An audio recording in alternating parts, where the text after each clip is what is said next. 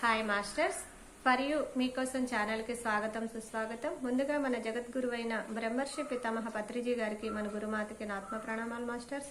Okay masters, ఈరోజు మన ఛానల్కి సీనియర్ పిరుడు మాస్టర్ అయిన విజయశ్రీ గారు బెంగళూరు నుంచి వచ్చారు మాస్టర్స్. మేడంని సాధారణంగా ఆహ్వానించుకుందాం. మేడం ఎంచుకున్న టాపిక్ విజయానికి 7 ఆధ్యాత్మిక సూత్రాలు అనే మంచి టాపిక్ ఎంచుకున్నారు. మేడంకి వెల్కమ్ చెప్దాం మాస్టర్స్. నమస్తే madam, welcome madam. Thank you for one more opportunity అండి. మీ ఛానల్ ద్వారా చాలా హ్యాపీగా ఉంది. విజయానికి 7 ఆధ్యాత్మిక సూత్రాలు. ఇది చాలా బెస్ట్ టాపిక్ అండి. నేను నా ఎక్స్‌పీరియన్స్‌లో ఇది మొత్తం స్పిరిచువాలిటీ అంతా కూడా ఈ చిన్న కాన్సెప్ట్‌లోనే మనకి తెలిసిపోతదనమాట. ఆ ఎసెన్స్, ఆ సారం అంతా ఆధ్యాత్మికతలో ఉన్న సారం అంతా కూడా మనకి ఈ టాపిక్‌లో వచ్చేస్తదనమాట. కాకపోతే ఈ జస్ట్ ఒక ఇంట్రడక్షన్ లాగా ఒక బ్రీఫ్‌గా మొత్తం 7 సూత్రాల్ని కూడా మనం ఒక గంటలో చెప్పుకోవడానికి నేను ప్రిపేర్ అయ్యాను. ఇంకెప్పుడైనా వీలైతే కూడా మనం ఈచ్ సూత్రాన్ని ఒక్కొక్క వన్ డే అలా 7 డేస్ కూడా చేసుకుందామండి వీలైతే. సో, ఒక ఇంట్రడక్షన్ తప్పకుండా బేస్‌లో మేడం. బ్రీఫ్‌గా ఇవాళ మనం చర్చించుకుందాం. రెడీయా అండి అందరూ? అందరికి అర్థం అవ్వాలనే మా కోరిక కూడా, మా తపన కూడా అదే. సో, ఎలాగోలాగో అయిపోతదండి. మొత్తానికి మన గురువులే మనకి హెల్ప్ చేసేస్తారంటారు కదా! ఈ టైంలో అలా మారిపోతుంది మా ఎనర్జీ. ఓకే అండి. సో, యాక్చువల్‌గా ఈ ఆధ్యాత్మిక సూత్రాలు, విజయానికి ఆధ్యాత్మిక సూత్రాలు అనేది దీపక్ చోప్రా అని ఒక ఆథర్ ఉన్నారండి. మన ఇండియన్ ఆథరు. ఈయన రాసారండి ఈ బుక్కుని. విజయానికి 7 ఆధ్యాత్మిక సూత్రాలన్న బుక్కు దీపక్ చోప్రా గారు రాసారు. మన ఇండియన్ ఆథర్ అన్నమాట. యాక్చువల్‌గా ఆయన ఒక డాక్టర్ అన్నమాట. ఆయన ముందు డాక్టర్ అవ్వకముందు చాలా అడిక్షన్స్‌లో ఉండేవాడన్నమాట ఆయన ఆథర్. చాలా అడిక్షన్స్ ఉన్నాయి ఆయనకి. సో, దీని నుంచి బయటపడడానికి ఆయన వాళ్ళ ఫాదర్ చాలా ప్రయత్నాలు చేశాక ఒక గురువు ద్వారా ఆయన ఇందులోకి రావడం జరిగింది. ఈ ధ్యానంలోకి. అప్పుడు ఆయనలో చైతన్య శక్తి పెరిగి, ఆయన కాన్షియస్‌నెస్ పెరిగి, ఆయన చాలా ట్రాన్స్‌ఫార్మ్ అయ్యాక ఈ బుక్‌ని ఆయన రచించారండి. మొత్తం ఆయన లైఫ్ ఎక్స్‌పీరియన్సెస్‌ని కలబోసి, ఎన్నో రకాల బుక్స్ చదివి భగవద్గీత అని, ఓకే. మన ఎకార్ట్ కోలే వారి 'వర్తమాని భవ' ఉంది కదా! ఇలాంటి చాలా బుక్స్ చదివి అన్నీ హ్మ్, మేళవించి ఆయన ఈ ఎసెన్స్‌ని ఈ బుక్ ద్వారా మనకి విజయానికి 7 ఆధ్యాత్మిక సూత్రాలని మనకి గిఫ్ట్‌గా అందిచ్చారండి. ఎంతో కష్టపడితే కానీ ఈ ఎసెన్స్ మనకి ఇవాళ దక్కిందండి. సో, ఫస్ట్ ఆఫ్ ఆల్ మనం గ్రాటిట్యూడ్ తెలుపుకుందాము దీపక్ చోప్రా గారికి. ఆయన మనకి గిఫ్ట్ అందించిన దానికి సింపుల్‌గా అవన్నీ తెలుసుకొని మనం సింపుల్‌గా 1 అవర్‌లో మనం ఆ సీక్రెట్స్ అన్నిటిని మనం ఇవాళ తెలుసుకోబోతున్నామండి. ఓకే. ఓకే. మొదటి సూత్రానికెళ్ళిపోదామండి. మొదటి సూత్రం వచ్చేసి శుద్ధ చైతన్య శక్తి. శుద్ధ చైతన్య శక్తి. ఇది మొదటి సూత్రమండి. ఆయనిచ్చిన విజయానికి 7 సూత్రాల్లో మొదటిది ఏంట్రా అంటే శుద్ధ చైతన్య శక్తి. దీన్నే ఇంగ్లీష్‌లో లా ఆఫ్ ప్యూర్ పొటెన్షియాలిటీ అంటారు. యాక్చువల్‌గా ఆయన ఇంగ్లీష్‌లోనే రచించారండి. అనురాధ మేడం గారని ఆవిడ తెలుగులోకి దీన్ని అనువాదం చేశారనమాట. అప్పుడు మనకి తెలుగులో కూడా ఈ బుక్కొచ్చింది. Law of pure potentiality. Okay. అసలు ముందు విజయం అంటే ఏందో తెలుసుకుందామండి. నా పేరులో గూడా విజయశ్రీ అనుంది. తెలిసిందిగా మీకు. సో, అనుకోకుండా ఈ టాపిక్‌ని ఎంచుకోవడానికి నాకు చాలా హ్యాపీ అనిపిచ్చింది. అసలు విజయం అంటే ఏంటండి? అసలు విజయం అంటే ఏంటి అనేది ఒక్కొక్కరి చైతన్య పరిధిని బట్టి అది మారుతూ ఉంటుంది. విజయానికి మీనింగు ఎవరు ఏ ఆత్మస్థితిలో ఉంటారో వాళ్ళకి తగ్గట్టు ఆ విజయానికి నిర్వచనం ఉంటది. వాళ్ళ భాషల్లో వాళ్ళ పరిధిని బట్టి, ఆత్మస్థితిని బట్టి. ఒక రకంగా ఆధ్యాత్మికంగా మనం ఎదిగినప్పుడు మనకొక మీనింగ్ మారిపోతది. విజయం అంటే అసలేంటి? ఇప్పటికే మీ అందరికీ అనుభవపూర్వకంగా తెలిసుంటుంది. అసలు ఏంటి మన నిజమైన విజయం అంటే? ఏంటి అంటే మన అహంకారం మీద విజయం సాధించడమే అసలైన విజయం. మన అజ్ఞానం మీద విజయం సాధించడమే అసలైన విజయం. మన జీవిత ధ్యేయాన్ని చక్కగా నిర్వర్తించగలగడమే అసలైన విజయం. నేనెవరిని అని తెలుసుకోవడమే అసలైన విజయం. అంతే గదండీ! ఇప్పుడు మనం ఆధ్యాత్మికంగా ఎదిగాం కాబట్టి, మన నిర్వచనం ఈ విధంగా మనం బోధపడుతుంది మనకి. అసలైన విజయం అంటే మెటీరియల్ థింగ్స్ మీద కాదండి. మెటీరియల్ థింగ్స్ మీద కాదు. ఐడెంటిటీ కోసం చేసే కెరీర్ సర్వైవల్ కోసం కెరీర్ పరంగా ఆ నేము, ఫేము ఇవన్నీ డాక్టర్ అవ్వడం, ఇంజినీరింగ్ అవ్వడం, పోలీస్ అవ్వడం ఇవన్నీ ఏంటంటే ఒక స్థితిలో ఉన్నప్పుడు కోరుకునే విజయాలన్నమాట. మెటీరియల్ సక్సెస్ అంటారు వీటినంతా కూడా. ఒకసారి మనం ఆధ్యాత్మికంలో ప్రవేశించినప్పుడు మన మీనింగ్ మారిపోతది. సో, మన జీవితం మీద మనం విజయం సాధించడమే అసలైన విజయము. అవునా కాదా? థమ్స్ అప్ చెప్పాలండి. అవునని యాక్సెప్ట్ చేస్తే. అంతే కదండీ! అసలిప్పుడు మన విజయం దేని మీద ఆధారపడిందంటే, మన అజ్ఞానం తొలగిపోవాలి మనకి. మన అరిషడ్ వర్గాల నుంచి మనం జయించాలి. విజయం సాధించాలి వీటన్నిటి మీద. అప్పుడే మనం ఆత్మపరంగా ఎదుగుతాము. అన్నదే కదండీ మనం ఇప్పుడు తెలుసుకునింది. సో, ఇవన్నీ విజయాలు. ఓకే. సో, ఇలాంటి విజయం సాధించాలంటే మనకి కొన్ని క్లూసు, టిప్సు, ట్రిక్సు, టూల్సు ఇవన్నీ కూడా అవసరం. కదండీ! అలా టూల్సు, ట్రిక్సు, టిప్సు అన్నీ కూడా మనకి 'దీపక్ చోప్రా' గారు 7 సూత్రాల ఫామ్‌లో మనకి అందిచ్చారండి. దాంట్లో మొదటిదే శుద్ధ చైతన్య శక్తి. ఇప్పుడు మనం ఈ స్పిరిచ్యువల్ జర్నీలో ఉన్నాం కాబట్టి ప్రతి ఒక్కరికి ఈ మాట తెలుసు. శుద్ధ చైతన్య శక్తి. మొత్తం దీని మీదే కదండీ ఆధారపడి ఉందిప్పుడు. మన మనుగడ, మన ఉనికి, మన సర్వైవల్, ఈ భూమి, ఈ సృష్టి, ఈ జంతువులు, పశువులు, పక్షులు ఆ! సృష్టి, స్థితి, లయలు మొత్తం అన్నిటికి మూల కారణం ఏంటి అంటే, ఈ శుద్ధ చైతన్య శక్తినే మూల కారణం. అవునా కాదా అండి? ఇప్పుడు దీని గురించి తెలుసుకోవడమే కదా ఆధ్యాత్మికత అంటే కూడా. ఇది అందరికి తెలీదు కదండీ. బయట వాళ్ళకి ఇది ఏంట్రా అంటే వాళ్ళు వినరు. అది ఒక ఎనర్జీ అని ఒక సైన్స్ పరంగా అందరికి తెలుసు కానీ, దీంట్లో చొచ్చుకొని పోవడమే మన పని ఇప్పుడు. దీని అంతరార్థం తెలుసుకొని, దాన్ని అనుభవించడమే మన పని. ఆధ్యాత్మిక జర్నీలో ఎప్పుడైతే మనం ప్రయాణించామో, ఈ శుద్ధ చైతన్య శక్తి యొక్క అంతర్యామిని తెలుసుకోవడమే, దానిని అనుభవించడమే మనం చేసే కార్యక్రమము. ఇప్పుడు మన జీవితం అంతా కొనసాగేది అటు దిశగానే. సో, ఈయన ఏం చెప్పారంటే, శుద్ధ చైతన్య శక్తి అన్నిటికి మూల కారణము. అలాంటి మూల కారణమైనది ఏదైతే ఉందో, అది మీలో కూడా ఉంది అని చెప్పేసారాయన సింపుల్‌గా. శుద్ధ చైతన్య శక్తి ఏదైతే ఉందో, మన ఉనికికి కారణమో, ఈ సృష్టికి కారణమో, ఆ శక్తి కూడా మీరే అని చెప్పేసారనమాట.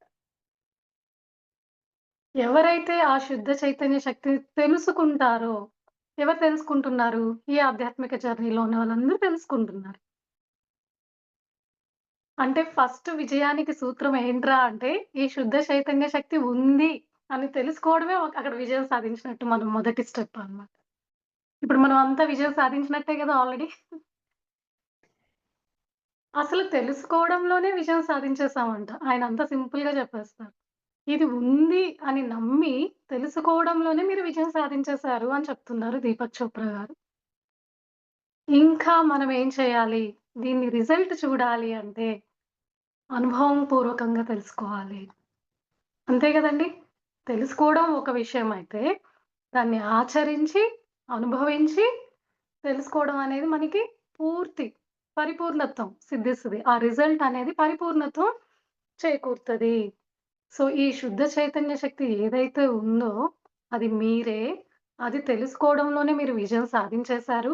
దాన్ని అనుభవపూర్వకంగా ఎప్పుడైతే మీరు తెలుసుకోగలుగుతారో, పూర్తి విజయం మీరు సాధించగలుగుతారు. అది ఒక సూత్రం కింద మనకి మొదటిది ఇచ్చారనమాట. ఓకే. అనుభవపూర్వకంగా తెలుసుకోవడం అంటే ఎలా సాధించవచ్చు? దానికి కూడా ఆయన ఎగ్జాంపుల్స్ చెప్పారనమాట. క్లూస్ మనకి కొన్ని ఇచ్చారు. అనుభవపూర్వకంగా తెలుసుకోవాలి అంటే, దాంతో కనెక్ట్ అవ్వాలంటే, ఆ శుద్ధ చైతన్య శక్తితో మనకిప్పుడు అందరికి తెలుసు.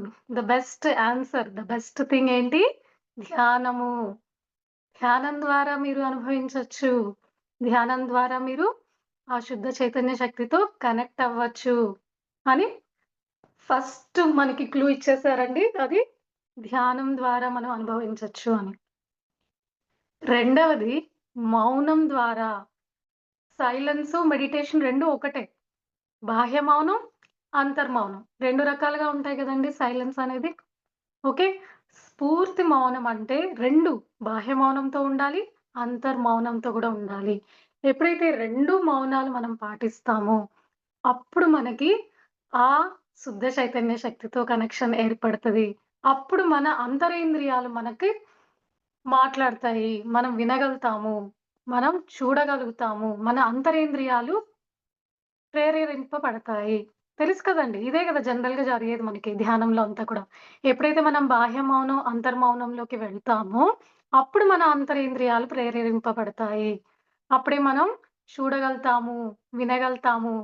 బయటవి కాదండి. మన థర్డ్ ఐతో మనకి బాహ్యంగా జరగనివన్నీ కూడా ఆ టైంలో అక్కడ మనకి పెద్ద పెద్ద మాస్టర్స్‌తో మనకు కనెక్షను, హయ్యర్ వరల్డ్స్‌తో కనెక్షను, హయ్యర్ గురువులతో కనెక్షన్ ఏర్పడి, ఆ శుద్ధ చైతన్య శక్తితో కనెక్షన్ అనేది మనకి ఏర్పడుతుంది. సో, ఆయనిచ్చిన ఫస్ట్ టిప్ ఏంటి అంటే, శుద్ధ చైతన్య శక్తితో అలైన్ అవ్వాలి, కనెక్ట్ అవ్వాలి అంటే, ఫస్ట్ సూత్రం సైలెన్స్. ఇంకొంచెం దాన్ని మౌనంలోకి కూడా వెళ్ళినప్పుడు దాన్ని ధ్యానం అని కూడా చెప్పారు.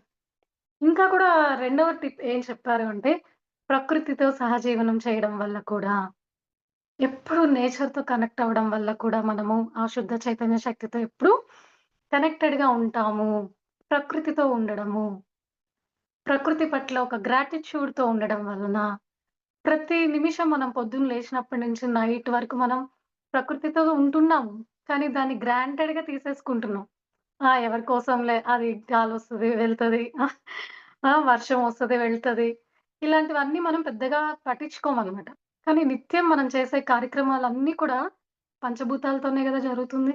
పొద్దున్న లేచినప్పటి నుంచి ఫస్ట్ వెళ్ళేది సింక్ దగ్గరికి బ్రషింగ్ అంటే వాటర్‌ని ఆన్ చేస్తాం మనం.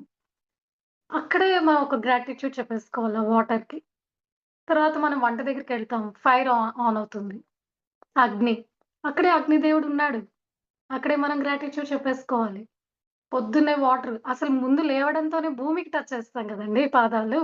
అక్కడే మనం భూమికి గ్రాటిట్యూడ్ చెప్పుకోవాలి. తర్వాత నీరుకి, తర్వాత అగ్నికి, ఇంకా నిరంతరం మనం శ్వాసతోనే ఉన్నామండి. సో, మనం శ్వాసకి ఎప్పుడైనా థాంక్స్ చెప్తున్నామా?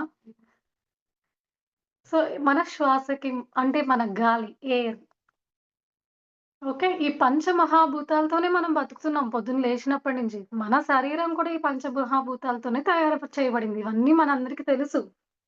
కానీ వాటి పట్ల ఏమన్నా కొంచెం మనం అవేర్‌నెస్‌తో, ఎరుకతో ఉండి గ్రాటిట్యూడ్ చెప్పుకుంటున్నామా లేదా? అది మనం గమనించుకోవాలి. ప్రతిరోజు, ప్రతి మొమెంట్ మనం వాటిలతో కనెక్ట్ అయ్యే ఉన్నాము. ఆ కనెక్షన్‌ని ఎరుకతో ఉండి కృతజ్ఞత చెప్పుకోవడం మొదలుపెట్టినప్పుడే మనం ఆ ప్రకృతితో తెలియకుండా కనెక్షన్ మనకి ఏర్పడుతుంది. ఇలా ఎప్పుడైతే ప్రకృతితో మనం కనెక్టెడ్‌గా ఉంటామో, అప్పుడే మనకి ఈ శుద్ధ చైతన్య శక్తితో గూడా కనెక్షన్ ఏర్పడతది అని మనకి ఇక్కడ ఆథర్ చెప్పారనమాట. అందుకే గదండీ మన సార్ కూడా పత్రిజీ సార్ ఎప్పుడు నేచర్‌లోకి వెళ్ళండి, ట్రెక్కింగ్స్ చేయండి. ఖచ్చితంగా 2, 3 నెలలకొకసారి ఒక ట్రిప్ వేస్తూ ఉంటారు మన PSSMలో కూడా.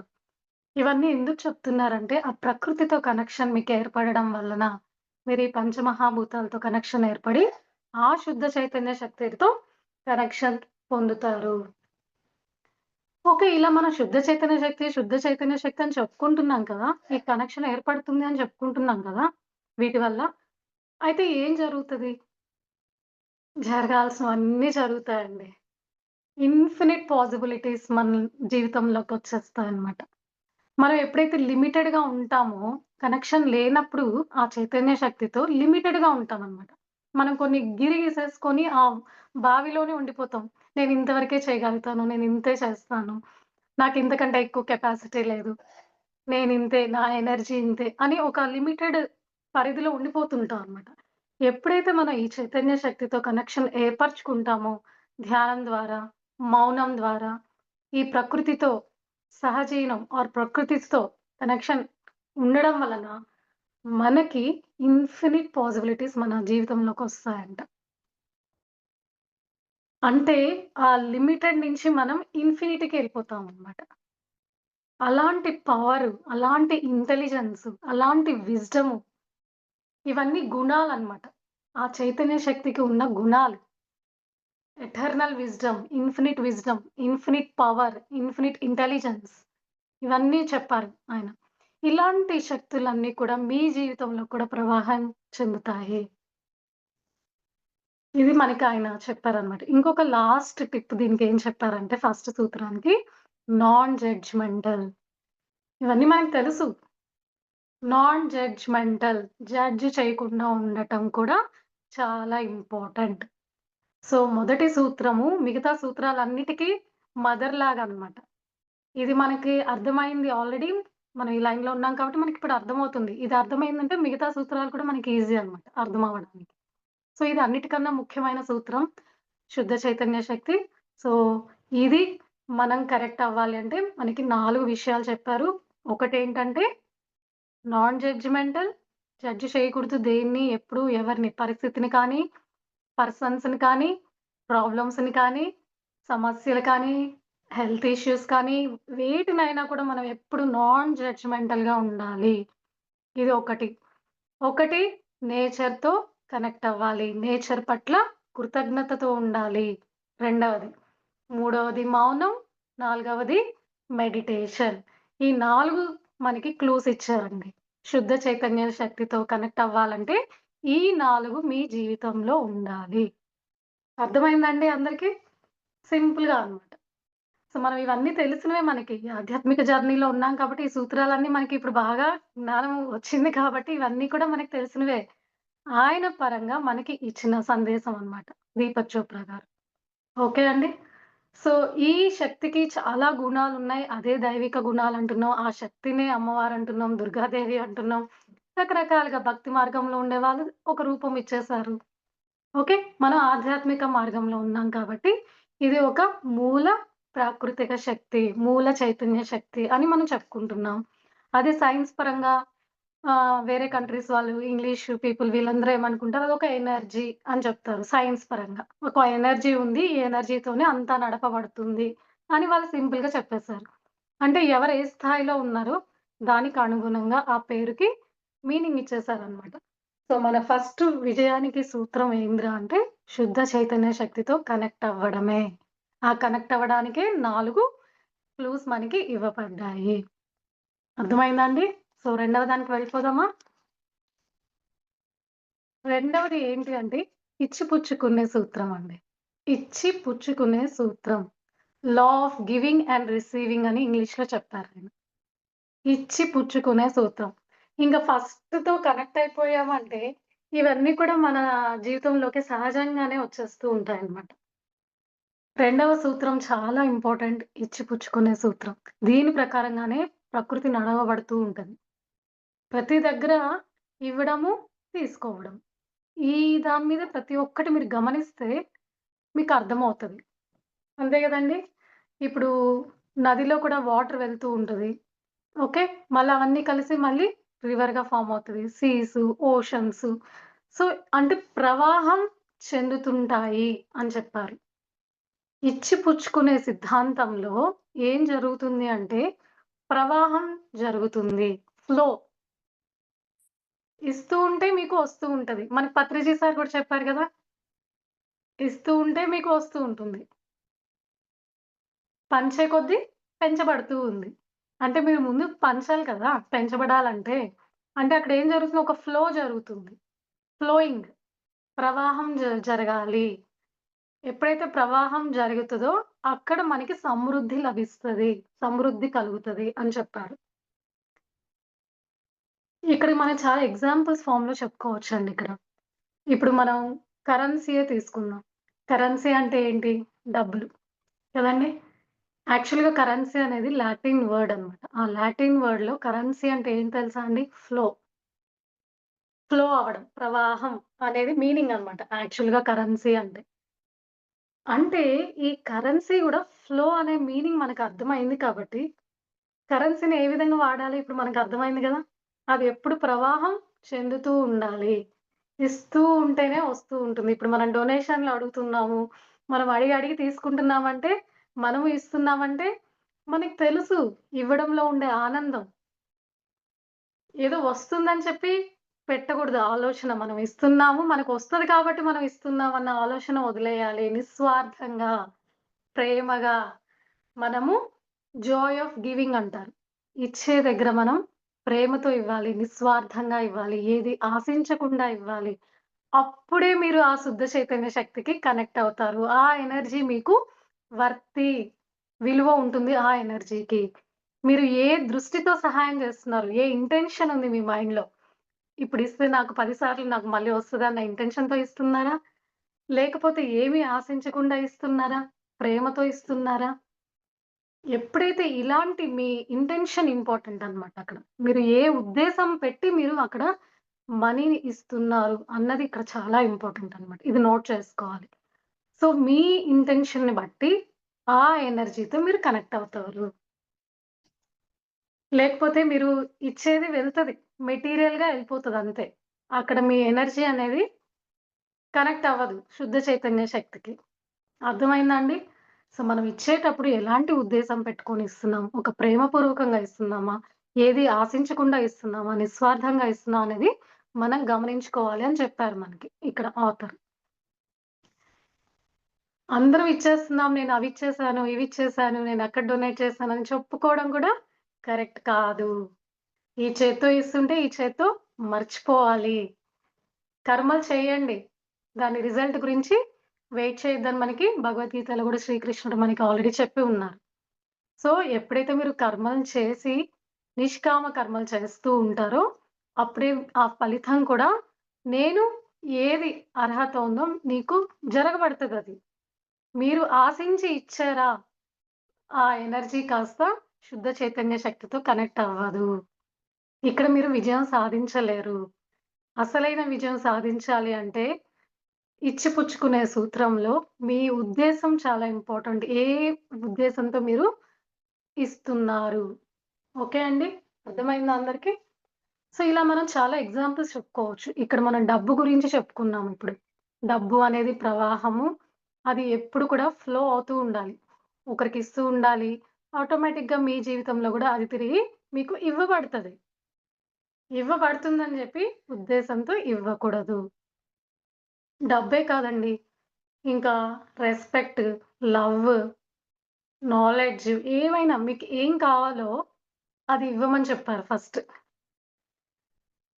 ఓకే అండి. ఇప్పుడు జ్ఞానం కావాలా? ముందు ఇవ్వు. అది నీకివ్వబడుతుంది. అప్పుడు నీ లైఫ్‌లో అది ప్రవాహం చెందుద్ది. తిరిగి నీ లైఫ్‌లోకి ప్రవాహం చెందబడతది అని చెప్పారు. అప్పుడు సమృద్ధి ఉంటుంది మీ జీవితంలో. సమృద్ధికి సీక్రెట్ అన్నమాట ఇది. మీ జీవితంలో ఏదైనా సమృద్ధిగా ఉండాలి అంటే ముందు మీరు ఇవ్వండి.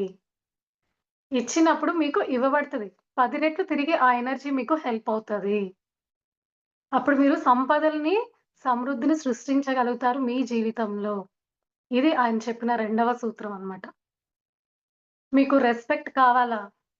ముందు మీరు రెస్పెక్ట్‌గా అందరిని ట్రీట్ చేస్తున్నారా లేదో గమనించుకోవాలి. మీకు ప్రేమ కావాలా? ముందు మీరు అందరి పట్ల ప్రేమగా ఉంటున్నారా లేదో మిమ్మల్ని మీరు చెక్ చేసుకోవాలి. ప్రతి ఒక్కటి మనం కోరుకునే ముందు అది మనం ఇతరులకి ఇస్తున్నామా లేదా ఫస్ట్. ఈ కోణంలో మనం ఎప్పుడైతే ఆలోచిస్తూ మనల్ని మనం సెల్ఫ్ మానిటర్ చేసుకుంటూ ఇవ్వడం మొదలుపెడతామో, మంచి ఉద్దేశంతో ఆనందంగా ఇస్తామో, నిష్కామ కర్మగా చేస్తూ ఇస్తామో, అప్పుడు ఆ ఎనర్జీతో మనం కనెక్ట్ అయిపోతాము. అప్పుడు మనం ఆ శుద్ధ చైతన్య శక్తితో అలైన్ అయిపోతాము. అప్పుడు మీకు పెట్టిన దానికి 10 రెట్లు తిరిగి మీకు సమృద్ధిగా ప్రవాహం చెందుతుంది మీ జీవితంలో. అర్థమైందా అండి సెకండ్‌ది? సో, ఇచ్చిపుచ్చుకునే సూత్రంలో ఏంటి అంటే, నువ్వు ఇస్తూ ఉంటే వస్తూ ఉంటుంది. వస్తుంది అని చెప్పి ఇవ్వకూడదు. సో, ఇది మెయిన్. ఇది గుర్తుపెట్టుకోండి. అప్పుడు ఆ ఎనర్జీతో మనం కనెక్షన్ ఏర్పడుతుంది. సో, ఈయన రెండవ సూత్రంలో మనకి విజయానికి రెండవ సూత్రం ఏంటి అంటే, విజయం సాధించాలి అంటే ఇచ్చిపుచ్చుకునే సూత్రంలో మీరు చక్కగా చేయగలిగితే ప్రవాహం చెందుద్ది మీ జీవితంలో ఆ సమృద్ధి, సంపద అని మనకి క్లియర్‌గా చెప్పారనమాట. ఓకే అండి. సో, ఇప్పుడు మూడవ సూత్రానికి వెళ్దామా? మూడవ సూత్రం అందరికి తెలిసిందే కర్మ సిద్ధాంతం. లా ఆఫ్ కర్మ. దీని గురించి చాలా చెప్పుకోవచ్చు. మీకు కూడా చాలా క్లాసులు వినుంటారు. చాలా ఇన్ఫర్మేషన్ ఉంది మనకి. ఓకే. సో, ఆయన ఇక్కడ కూడా మనకి ఒక విజయానికి 7 ఆధ్యాత్మిక సూత్రాల్లో మూడవది కర్మ సిద్ధాంతంలో కూడా మీరు విజయం సాధించవచ్చు అని మనకి కొన్ని క్లూస్ ఇచ్చారండి. ఓకే. అంటే ముందు ఇప్పుడు కర్మ అంటే ఏంటి? నువ్వు ఏమి నాటితే అదే గదా వస్తుంది. నువ్వు ఏ సీడ్ నా నాటితే అదే కదా వృక్షం వస్తుంది. అంటే నువ్వేది చేస్తే అదే నీకు తిరిగి ఇవ్వబడుతుంది. అదే కదా కర్మ అంటే. కానీ సంచిత కర్మలున్నాయి, ఆగామి కర్మలున్నాయి, ప్రారబ్ధ కర్మలున్నాయి. ఇలా చాలా రకాల కర్మలు మనకు తెలుసు. సంచిత కర్మలు అంటే ఆల్రెడీ మనం సంచి నిండా తెచ్చుకున్నవి. సంచి నిండా కర్మలు తెచ్చుకోనున్నాం. ఓకే. ఈ వర్తమానంలో అనుభవించడానికి దాన్ని ప్రారబ్ధ కర్మ అని అంటామనమాట. వర్తమానంలో అనుభవించేటివి ఈ కాలంలో. మన సంచిత కర్మ చాలా ఉంది. అందులో కొన్ని ప్రారబ్ధ కర్మలుగా మనం తెచ్చుకుంటాం. ఈ జీవితంలో నేను కొన్ని తెచ్చుకుంటాను. నా సంచి ఇంత పెద్దది. కానీ నాకు శక్తి లేదు కాబట్టి ఈ జన్మలో నేను కొన్ని మాత్రమే తెచ్చుకొని అనుభవించేస్తాను. అది ప్రారబ్ధ కర్మ కింద చెప్తాం. ఈ ప్రారబ్ధ కర్మల్ని క్లియర్ చేసుకునే ప్రాసెస్‌లో, జీవన విధానంలో కొత్తవి యాడ్ చేసుకుంటూ ఉంటాం. అవి ఆగామి కర్మలనమాట. ఒకటి క్లియర్ చేసుకోవడానికి వచ్చి మనం మళ్ళీ ఇంకోటి కొత్తవి యాడ్ చేసుకుంటూ ఉంటాం. ఇది మన భవచక్రం అన్నమాట. మనం ఆ చక్రాల్లో తిరుగుతూ ఉంటాం. Birth, death, birth, death ending లేకుండా కొత్త కొత్త కర్మల్ని యాడ్ చేసుకుంటూ ఉంటాం. పాత కర్మల్ని క్లియర్ చేసుకునే లోపల కొత్త కర్మల్ని యాడ్ చేసుకుంటాం. పెద్ద గ్యాంబ్లింగ్ గేమ్ అన్నమాట మనం ప్లే చేసేది. అందువల్ల మనం ఇంకా ఇక్కడే ఉన్నాము. సో, ఇప్పుడు ఆత్మజ్ఞానం మనకి తెలుస్తుంది. మనం ధ్యానంలోకి వచ్చాము. ఇవన్నిటిని మనం యూజ్ చేసుకొని మనం అట్‌లీస్ట్ ఆగామ కర్మలనన్నా గూడా తెచ్చుకోకుండా ప్రయత్నం చేయాలి మనవంతు. సంచిత కర్మల్ని ఎలాగో మార్చలేం మనం. అవి మనం తెచ్చుకోవాల్సిందే. వాటిని మనం ప్రారబ్ధ కర్మలుగా తీసుకోవాల్సిందే. కొత్తగా ఆగామ కర్మల్ని మనం తెచ్చుకోకుండా ఉండే అవకాశం అయితే ఉంది. ఈ ఆత్మజ్ఞానం వల్ల. అంటే ఇప్పుడు మనం ఎరుకుతూ ఉంటాం గదా! ఏది మంచి, ఏది చెడు, ఎలా మాట్లాడుతున్నాను, వాక్క్షేత్రం. ఆ! ఎలాంటి వ్యవహారాల్లో ఇన్వాల్వ్ అవుతున్నాను, ఎలాంటి ఫుడ్ తింటున్నాను. వీటన్నిటి పట్ల మనకిప్పుడు ఎరుక ఉంది కదండీ! ఇదే గదా ఆత్మ విజ్ఞానం. ఈ ఆత్మ జ్ఞానంతో మనం ఎరుకతో జీవించడం వలన కొత్తగా కర్మల్ని మనం యాడ్ చేసుకోము. చాలా వరకు. మన ప్రయత్నం మనం చేస్తూ ఉంటాం ఇప్పుడు. అవునా కాదండి? కానీ సంచిత కర్మలైతే ఉన్నాయి. ప్రారబ్ధ కర్మలు ఉన్నాయి. ఇవి 2 అయితే ఉన్నాయి. కానీ వీటికి కూడా మనకి సొల్యూషన్ ఇచ్చారు మన పత్రిజీ సార్. ధ్యానం చేయండి. ధ్యానం చేస్తే మీ కర్మలు గూడా దగ్ధమైపోతాయి. జ్ఞానాగ్ని కర్మ దగ్ధానాం అని చెప్పారు కదా! ఈ ఆత్మ జ్ఞానం వల్ల, ఈ జ్ఞానం తెలుసుకోవడం వల్ల మన కర్మల్ని మనం దగ్ధం చేసేసుకోవచ్చు. అలా పత్రిజీ సార్ మనకు ఆల్రెడీ ఇచ్చేసారు మనకి ఇన్ఫర్మేషన్. ఇక్కడ కూడా మూడవ సిద్ధాంతం కర్మ సిద్ధాంతంలో మనకి దీపక్ చోప్రా గారు 3 రకాలుగా ఈ కర్మల్ని క్లియర్ చేసుకోవచ్చని మనకి టిప్స్ ఇచ్చారన్నమాట. ఒకటి ఏంటి అంటే, అంటే రకరకాలుగా ఈ కర్మల్ని క్లియర్ చేసుకునేదానికి కొన్ని ఉన్నాయన్నమాట. ఫస్ట్‌దేంటంటే చాలా పెయిన్‌ఫుల్ అన్నమాట. కర్మలన్నిటిని అనుభవించేస్తాను అనుకునే కేటగరీ ఒకటన్నమాట. చాలా పెయిన్‌ఫుల్ ప్రొసీజర్ ఇది. వాళ్ళు అనుభవించడానికి రెడీ అయిపోతారు. అది చాలా పెయిన్‌ఫుల్ అన్నమాట. అది అందరికి అంత గట్స్ ఉండవు. అవునా కదా? రెండవ కేటగరీ పీపుల్ ఏంటంటే, ఓకే. కర్మ వచ్చిందిప్పుడు. నేను చేసుకున్న దానికి నాకిప్పుడు కర్మ తిరిగి వచ్చింది. దీన్ని దీని నుంచి నేనేం నేర్చుకోగలుగుతాను? దీని నుంచి నేను ఏమైనా లోక కళ్యాణానికి ఉపయోగపడతానా? ఇది రెండవ కేటగరీ అన్నమాట. ఓకే. ఫస్ట్ కేటగరీలో ఏంటంటే కర్మని తీసేసుకొని అనుభవించడం. నాకు ఈ పెయిన్ ఉంది. నేను ఇలానే అనుభవించేస్తాను. నేను క్లియర్ చేసుకుంటాను ఈ జన్మలో అనుకునే వాళ్ళు కొంతమంది తెలీక. కొంతమంది దీని నుంచి నేనేదో నేర్చుకోవాలి. దీని నుంచి నేను ఏమైనా ఒక అవకాశాన్ని చూడగలుగుతానా? చూసి ఈ లోక కళ్యాణానికి నేనేమైనా సహాయం చేయగలుగుతానా? ఈ కర్మ ఒక లెసన్ అనుకుంటే.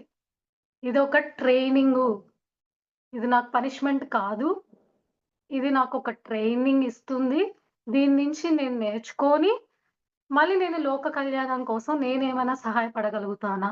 అనేది రెండవ సీడ్ ఆఫ్ ఆపర్చునిటీని చూడడం అన్నమాట. ఆ కర్మ రాగానే దీని నుంచి నేను ఎలా ఎదగగలుగుతాను? ఇది నన్ను స్ట్రాంగ్ చేయడానికి నాకు వచ్చే లెసన్ ఇది.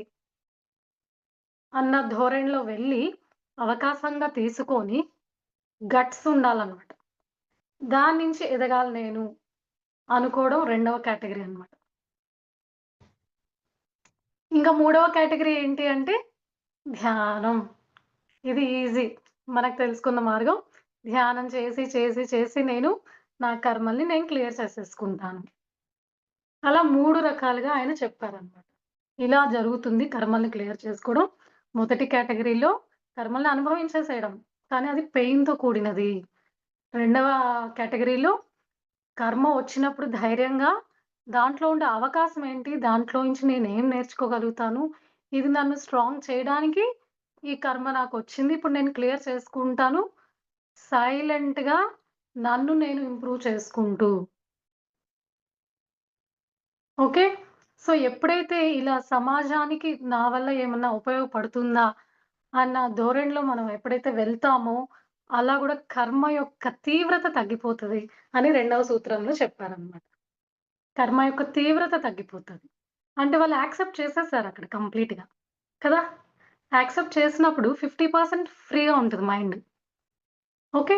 ఇంకా దాని నుంచి వాళ్ళు ఇదొక అవకాశంగా తీసుకొని, నేను ఏదైనా సహాయం చేయాలి ఈ సమాజానికి. ఎప్పుడైతే ఇలాంటి పాజిటివ్ థాట్‌తో వాళ్ళు ముందుకు వెళ్తారో, వాళ్ళ కర్మ యొక్క తీవ్రత తగ్గిపోవడం మొదలవుతదని చెప్పారనమాట. ఇక్కడ చాలా ఎగ్జాంపుల్స్ చెప్పుకోవచ్చు మనం. ఇప్పుడు పిల్లలు లేరని చాలామంది లేడీస్ బాధపడుతూ ఉంటారు కదా! అదే బాధపడిపోయి అక్కడే స్ట్రక్ అయిపోకుండా, ఇది నా కర్మ వల్లే నాకిప్పుడు వచ్చిందని యాక్సెప్ట్ చేసి, దీని ద్వారా నేను ఎవరికైనా ఉపయోగపడతానా? ఎంతోమంది ప్రెగ్నెంట్ లేడీస్ ఉన్నారు కదా! వాళ్ళకి నేనేమన్నా సహాయం చేయగలుగుతానా? అన్న ధోరణిలో ఒక అవకాశంగా తీసుకొని వాళ్ళకి సహాయపడగాలన్న ఆలోచనతో తన కర్మని క్లియర్ చేసుకునే ట్రిక్ అన్నమాట రెండవది. అలానే ధ్యాన మాతృత్వం అన్న బుక్ కూడా రావడం జరిగిందంట. ధ్యాన మాతృత్వం బుక్ ఉంది కదా! అలా ఆవిడ ఆహ్, తల్లి అవ్వలేదని చాలా బాధపడిపోయి అది కర్మ వల్ల అని తను యాక్సెప్ట్ చేసి, ఆ బుక్కు తయారు చేసి తర్వాత ఆ బుక్ ద్వారా ఎంతోమంది ప్రెగ్నెంట్ లేడీస్‌కి సహాయం చేయగలిగింది. పేరెంటింగ్ గురించి ఎలా కన్సీవ్ అవ్వచ్చు, ఈ ఫెర్టిలిటీ ఇష్యూస్ ఇవన్నీ కూడా ఆ బుక్ ద్వారా తను సహాయం చేయబడింది. అప్పుడంట తను తర్వాత కన్సీవ్ అయిందంట. ఆ విషయం తెలిసింది నాకు. ఎప్పుడైతే అది మర్చిపోయి తను సమాజానికి సేవ చేయడానికి నడుము బిగించిందో, తన కర్మ క్లియర్ అయ్యడం చూసుకున్నారంట ఆవిడ. ఇది చాలా అద్భుతం అన్నమాట. సో, ఈ విధంగా కర్మని క్లియర్ చేసుకోవచ్చు. ఇంకా సులువైనది అంటే నిరంతర ధ్యానం చేయడం వల్ల కూడా మనం కర్మల్ని క్లియర్ చేసుకోవచ్చు అని మనకి దీపక్ చోప్రా గారు మూడవ సూత్రంలో మనకి చెప్పారన్నమాట. విజయానికి 7 ఆధ్యాత్మిక సూత్రాల్లో ఇక్కడ ఇచ్చిపుచ్చుకునే సూత్రం తర్వాత కర్మ సిద్ధాంతంలో ఈ 3 రకాలుగా మనం కర్మల్ని క్లియర్ చేసుకుంటూ మన జీవితం అనే పడవని సాఫీగా ఒడ్డుకు చేర్చవచ్చు అని ఆయన చెప్పారు. దాంట్లో కిటుకులు, ఆ టిప్స్ మనకి ఈ విజయానికి సూత్రాలేంటని మనకి ఇవ్వడం జరిగిందనమాట. అర్థమైందా అండి? Please show thumbs up if అర్థమైతే మీ అందరికి. ఇంకొకటి మనం చెప్పుకున్నాం కదా! ఆగామ కర్మలను మనం తీసుకోకుండా ఉంటాం. ఆత్మజ్ఞానం ఉంటే. చాలా ఇరుకుతో ఉండగలిగితే మనం జీవితంలో, అప్పుడు మనం ప్రతి మూమెంట్ కూడా మన జీవితంలో ప్రతి డేలో కూడా ప్రతి నిమిషాన్ని కూడా మనము చాయిస్ జాగ్రత్తగా చేసుకోవాలన్నమాట. ఎరుకతో ఉండాలి. మనం ఏదైనా చాయిస్ తీసుకోవాలనుకోండి, మనం ఎరుకతో తీసుకోవాలి ఆ చాయిస్. ఎందుకంటే అది మళ్ళీ మన ఆగామ కర్మ కింద మారుతది కదా! మీరు ఇప్పుడు పర్ఫెక్ట్‌గా థింకింగ్ ప్రొసీజర్ కరెక్ట్‌గా లేకపోతే, రైట్ థింకింగ్ లేకపోతే, తప్పుడు చాయిస్ తీసేసుకున్నారనుకోండి, అది ఒక ఆగామ కర్మ కింద వెళ్ళిపోతది. కర్మ యాడ్ అయిపోతది. ఇప్పుడు పొరపాటున మాట్లాడేసాము. మనకు తెలుసు వాక్క్షేత్రము, చక్కగా మాట్లాడాలి, ఆలోచించి మాట్లాడాలి. ఇవన్నీ మనం తెలుసుకున్నాం. కానీ ఒక్కోసారి మనకి స్లిప్ అయిపోతది. అలా స్లిప్ అవ్వకుండా ఉండడానికే ఎరుక అంటున్నాం మనం. ఆ ఎరుక ఎలా వస్తది అంటే ధ్యానం వల్ల ఎరుక పెరుగుతూ ఉంటుంది మనకి. అదే గదా! మనకి ధ్యానంలో ఎరుక పెరుగుతుందనే గదా! ఫస్ట్ రిజల్ట్ మనకి ధ్యానంలో. సో, ఎరుకతో జీవించడం వల్ల ఆ వర్తమానంలో మనం ఆ క్షణంలో మనం ఏదైనా ఒక చాయిస్ తీసుకోవాలంటే మనం ఎరుకుతో ఉండాలి. మీరు తీసుకునే డెసిషన్ పర్ఫెక్ట్‌గా ఎరుకతో తీసుకోగలిగితే మీకు ఆగామ కర్మ అంటదు అని ఆయన ఇక్కడ చెప్పారనమాట. ఎలా తీసుకోవచ్చు మేడం? వర్తమానంలో ఆ చాయిస్ కరెక్ట్ అని మనకెట్లా తెలుస్తది? డౌట్ వచ్చుంటుంది మీకందరికిప్పుడు. అది కరెక్ట్ చాయిస్ అని నాకెట్లా తెలుస్తది అంటే, దానికి కూడా ఆయన ఒక క్లూ చెప్పారనమాట. ఏదైనా ఒక డెసిషన్ తీసుకోవాలి అన్నప్పుడు, మనము మన శరీరాన్ని అబ్జర్వ్ చేయాలంట. గమనించాలంట. ఇప్పుడు 2 వచ్చే విషయాలు, వాటిల్లో ఏది కరెక్టు, ఏది కరెక్ట్ కాదు. అంటే నాకు ఏది సెట్ అవుతదని మనం కరెక్ట్ డెసిషన్ తీసుకోవాలి అంటే, 2 విధాలుగా చెక్ చేసుకోమన్నారు. మీరు ఒక డెసిషన్ అనుకుంటున్నారు. అప్పుడు మీరు శరీరాన్ని గమనించండి. మీరు ఒక డెసిషన్ చాయిస్ తీసుకోవాలనుకున్నారు. 2 విషయాల్లో ఒక విషయాన్ని మీరు చూజ్ చేసుకున్నారు. అప్పుడు మన శరీరాన్ని గమనించినప్పుడు మనకి ఏ డిస్కంఫర్ట్ లేకుండా కంఫర్ట్‌గా ఉంటది మన బాడీ. అంటే లోపల నుంచి మనకొక హ్యాపీ ఫీలింగ్ ఉంటది. అది మీ శరీరం మీకు చెప్తూ ఉంటది. అది గమనించమని చెప్పారనమాట. లేదు కొంచెం డిస్కంఫర్ట్‌గా ఉంది. ఏదో నిరాశగా అనిపిస్తుంది తీసుకోవాలంటే. రకరకాల క్వెషన్‌లొస్తున్నాయి. ఏదో డౌట్ మిగిలుంది. ఏదో పెయిన్‌ఫుల్ ఫీల్ అవుతున్నాము. అలా అనిపిచ్చింది అంటే డిస్కంఫర్ట్ ఉందంటే అది మీ చాయిస్ కాదు. రైట్ చాయిస్ కాదు. అంటే మన శరీరాన్ని గమనించాలి అని చెప్తున్నారాయనిక్కడ. ఎప్పుడైతే మనం ఈ ధ్యానం చేస్తూ ఉంటామో, ఈ లైన్‌లో ఉన్నవాళ్ళము ఎస్పెషల్లీ అప్పుడు మన శరీరం మనకి చెప్తూ ఉంటదంట. మన శరీర కదలికలు మనకి హింట్ ఇస్తూ ఉంటదంట. ఇది కరెక్ట్ డెసిషన్ అన్నప్పుడు మీకు కంఫర్ట్‌గా ఫీల్ అవుతూ ఉంటారు. ఇది రైట్ డెసిషన్ కానప్పుడు మీ శరీరంలో ఏదో అనిశ్చలత ఉంటదనమాట. ఏదో అన్‌హాపీనెస్ ఫీల్ అవుతూ ఉంటది శరీరం. ఇలాంటి తేడాలు గమనించినప్పుడు మీరు కాన్షియస్‌గా ఎరుకతో మీరప్పుడు ఆ చాయిస్‌ని తీసుకోగలుగుతారు. అప్పుడు మీరు ఆగామ కర్మలకి లోనవ్వకుండా వర్తమానం కరెక్ట్‌గా ఉండడం వల్ల మీరింకా కొత్త కర్మల్ని యాడ్ చేసుకోరు మీ జీవితంలో అని చెప్పారనమాట. అర్థమైందా అండి ఈ విషయం? సో, మూడవదేంటి? కర్మ సిద్ధాంతం. ఇప్పుడు నాలుగవదండి. నాలుగో దానికొచ్చేసాం మనము. నాలుగవది ఏంటి అంటే అతి తక్కువ శ్రమ సిద్ధాంతం. అతి తక్కువ శ్రమ సిద్ధాంతం. లా ఆఫ్ లీస్ట్ ఎఫర్ట్ అని చెప్పారు. ఏంటి అతి తక్కువ శ్రమ సిద్ధాంతం అంటే, ఇది ఎలా సాధ్యమవుతది అంటే, ఒకే ఒక్క మాట చెప్పారాయన. ప్రేమ ద్వారా. ప్రేమ ద్వారా మనము అతి తక్కువ శ్రమ పెడతాము. ఏ పని చేసినా కూడా, అక్కడ మీకు ప్రేమతో చేశారనుకోండి, మీ శ్రమ ఎక్కువ ఖర్చవ్వదనమాట. అంటే మీ శక్తి అక్కడ ఎక్కువ ఖర్చవ్వదు అని చెప్పేసారు. కరెక్టే గదండీ! ఇదెప్పుడు మనం ఎక్స్‌పీరియన్స్ అవుతూనే ఉంటాం. ఇప్పుడు మనకి చిన్న పిల్లలున్నారనుకోండి, వాళ్ళని ఇంట్లో ఎత్తుకోవాలనుకోండి, యాక్చువల్‌గా వాళ్ళని ఎత్తుకోవాలంటే చాలా సేపు మనకి పెయిన్‌గా ఉంటది గదా! కానీ మనకి వాళ్ళ మీద ఒక ప్రేమ అయితే ఉంటుంది. ఆ ప్రేమ వల్ల మనం దాన్ని పట్టించుకోమనమాట. అక్కడ శ్రమ అనేది మనం తెలియకుండా వాళ్ళని ప్రేమ ద్వారా ఆ శ్రమని మనం ఖర్చు పెట్టమనమాట. ఎక్కువ శక్తిని ఖర్చు పెట్టము. అర్థమైందా అండి?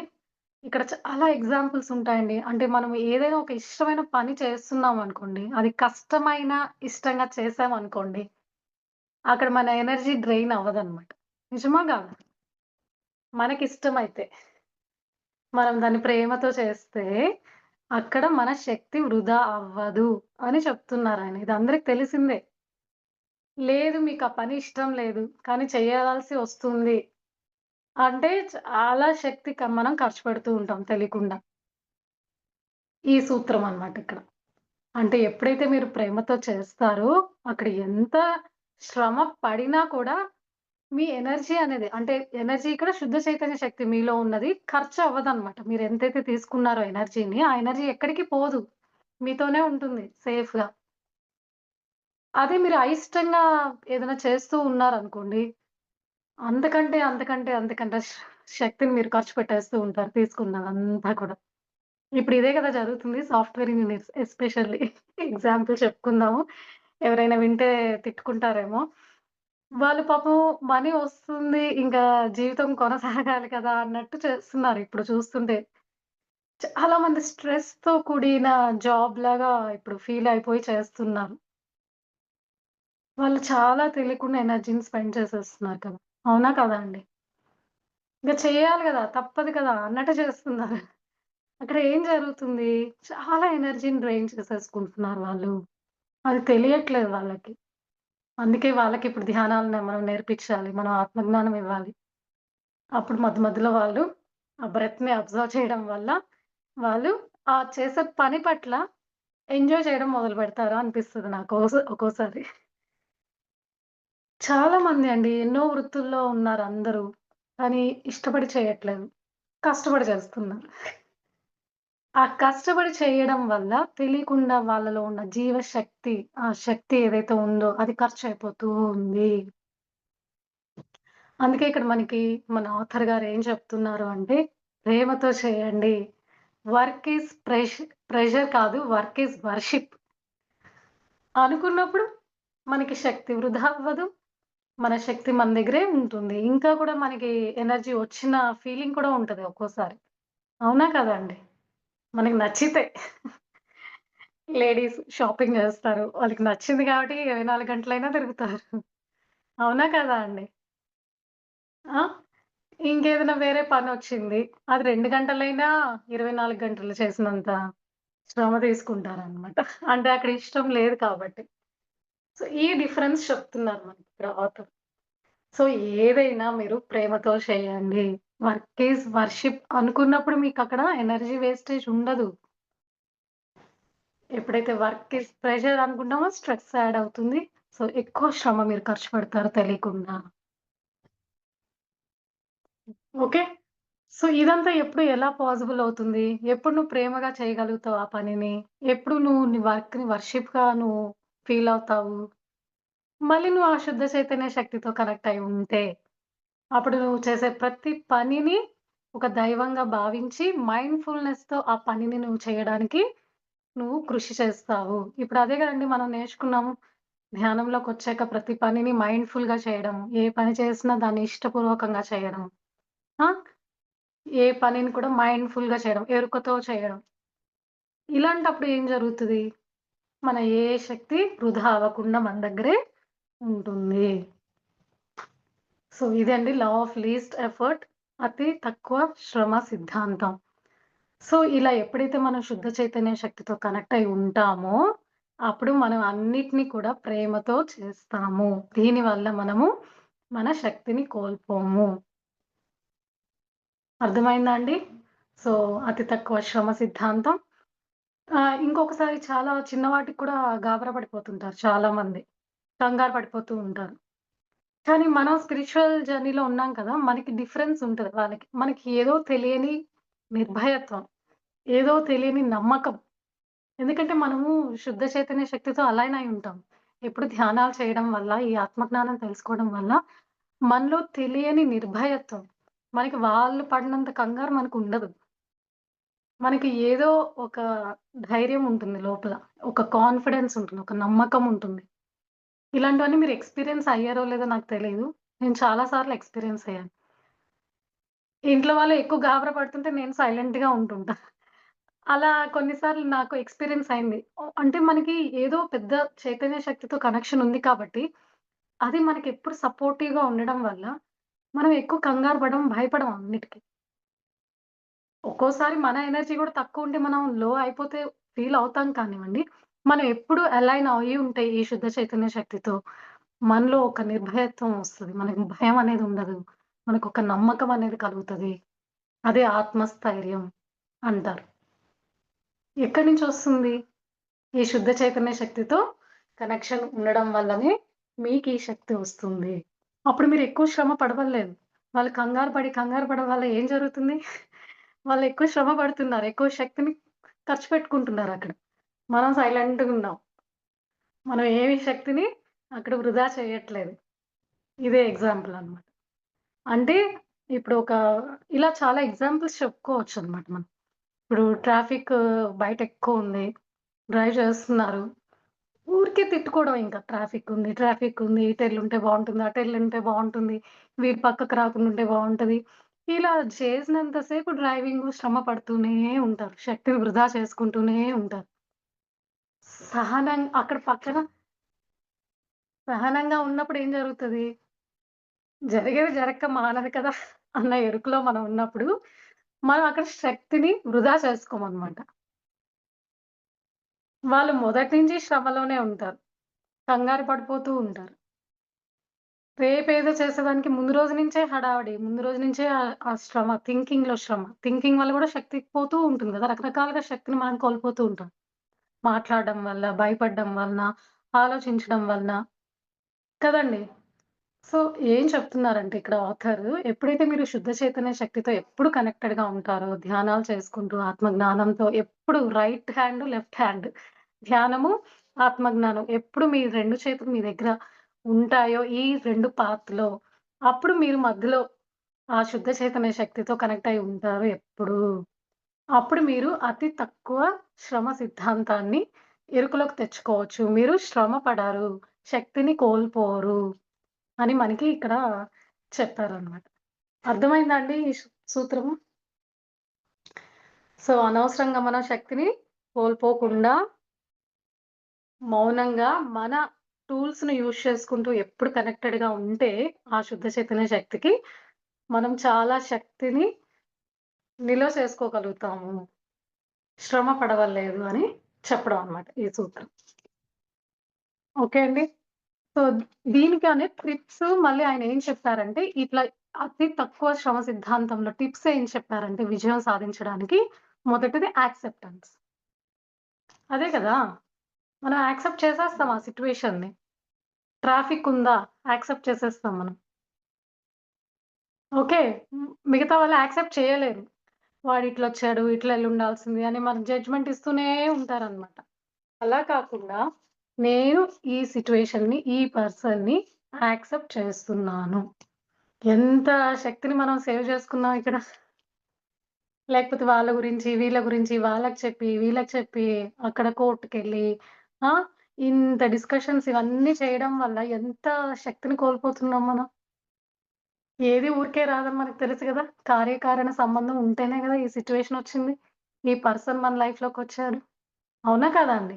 అంటే ఇక్కడ మనం కారణ సంబంధం అన్న కాన్సెప్ట్ మనం ఎరుకలో ఉంది కాబట్టి ఆత్మజ్ఞానం వల్ల మనం ఆ సిట్యుయేషన్‌ని యాక్సెప్ట్ చేసేస్తాం.